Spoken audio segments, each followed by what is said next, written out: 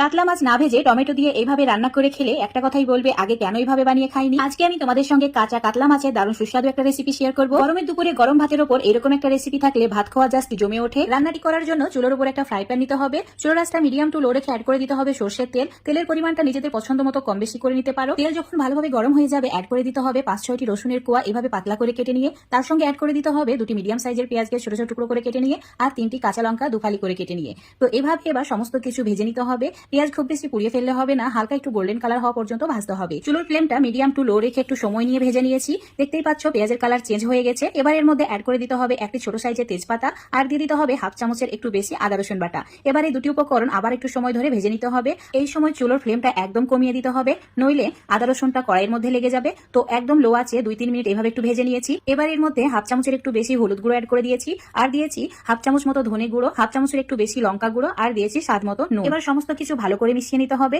মশলা যাতে পুড়ে না যায় তাই 2-3 চামচ জল অ্যাড করে দিচ্ছি, আর চুলোর আঁচটা মিডিয়াম করে দিয়ে ভালো করে মশলাটাকে কষিয়ে নিতে হবে। মশলা থেকে তেল ছাড়তে শুরু করলে চুলোর ফ্লেমটা একদম কমিয়ে দিতে হবে। এবার আমি এখানে প্রায় 200 গ্রাম মতো টমেটো নিয়েছি, আর টমেটোগুলো ভালো করে পরিষ্কার করে ধুয়ে নেওয়ার পর এভাবে কেটে নিয়েছি। এবার টমেটোগুলো ফ্রাই প্যানের মধ্যে অ্যাড করে দিতে হবে, তার সঙ্গে অ্যাড করে দিতে হবে কাতলা মাছ। তোমরা কাতলা মাছ ছাড়াও যে কোনো মাছ দিয়ে এই রেসিপিটা তৈরি করতে পারো। নিজেদের পছন্দ মতো ছোট বড় সাইজে মাছ দিয়েও তৈরি করা যায়, খুবই ভালো লাগে খেতে। এবার আমি এই মাছগুলো উল্টে পাল্টে একটু ভেজে নেব, আর এই সময় অবশ্যই চুলোর ফ্লেমটা একদম কম করে রাখতে হবে। আমি প্রায় 2-3 মিনিট এইভাবে একটু উল্টে পাল্টে ভালো করে কষিয়ে নিয়েছি। দেখো একদম ভালোভাবে কষানো হয়ে গেছে, তেল ছেড়ে দিয়েছে, আর একদম এইভাবেই কষিয়ে নিতে হবে। আর অবশ্যই একটু খেয়াল রেখে উল্টে পাল্টে ভাজতে হবে যাতে মাছের টুকরোগুলো ভেঙে না যায়। এবার আমি এর মধ্যে অ্যাড করে দিচ্ছি 2 গ্লাস গরম জল। অবশ্যই এখানে গরম জলটা অ্যাড করবে, নইলে মাছের টুকরোগুলো একদমই ভেঙে যাবে।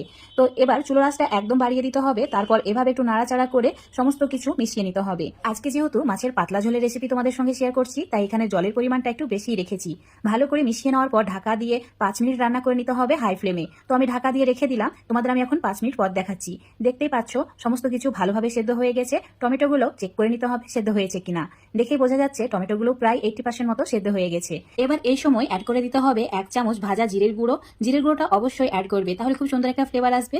এভাবে এবার মিশিয়ে নিতে হবে। মেশানো হয়ে গেলে ঢাকা দিয়ে মিডিয়াম টু লো ফ্লেমে রান্নাটি করে নিতে হবে। তো এবার ঢাকা দিয়ে আমি 5 মিনিট মিডিয়াম টু লো ফ্লেমে রান্না করে নিচ্ছি।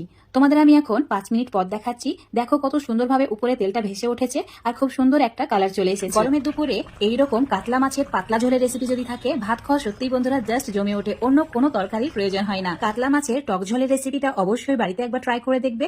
তো আজকের রেসিপি যদি তোমাদের ভালো লাগে অবশ্যই লাইক শেয়ার কমেন্ট করে দেবে। ফেসবুক পেজ থেকে রেসিপিটা দেখলে পেজটাকে ফলো করে নেবে, ইউটিউব থেকে দেখলে চ্যানেলটাকে সাবস্ক্রাইব করে রাখবে আরো এরকম নতুন আর সহজ রেসিপিগুলো পাওয়ার জন্য।